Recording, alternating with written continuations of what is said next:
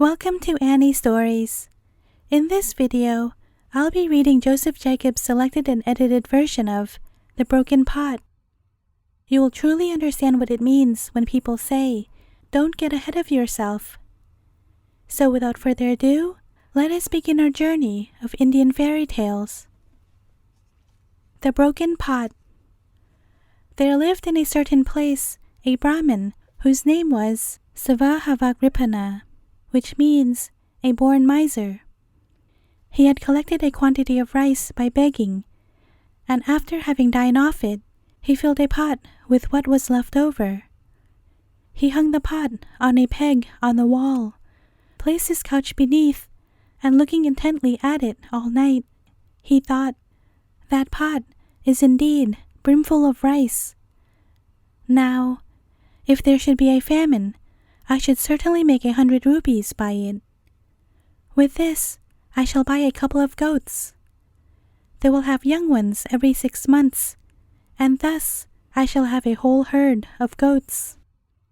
Then, with the goats, I shall buy cows.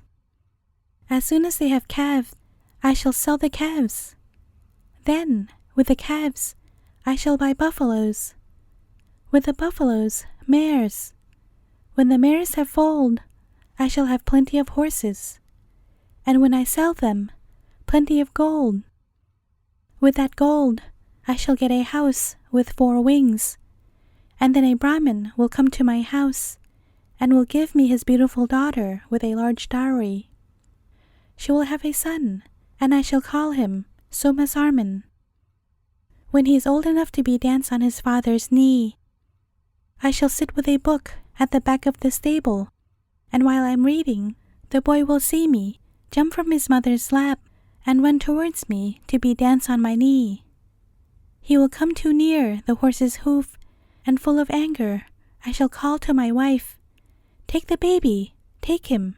But she, distracted by some domestic work, does not hear me. Then I get up and give her such a kick with my foot." While he thought this, he gave a kick with his foot and broke the pot.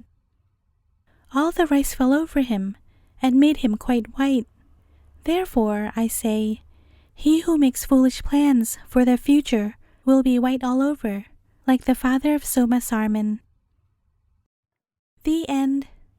I wanted to take this opportunity to thank everyone for supporting my small channel thus far. I sincerely thank you from the bottom of my heart, and hope that you will continue to listen to my stories.